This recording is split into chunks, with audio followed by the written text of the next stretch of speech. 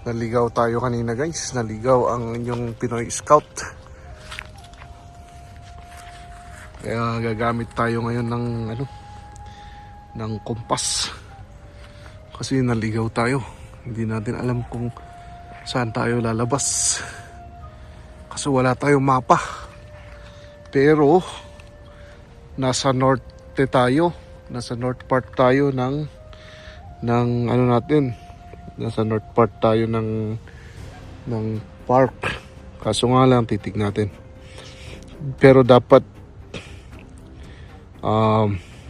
nasa east tayo, pupunta tayo ng north kasi nandun yung sasakyan natin. So dito ang north. So tinatapat ito.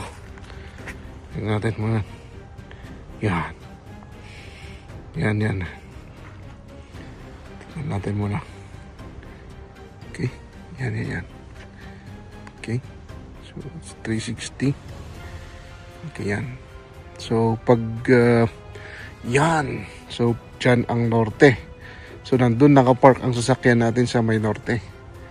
So be careful guys kasi naligaw kami dito kanina dito. Kala mo ayan. Kaya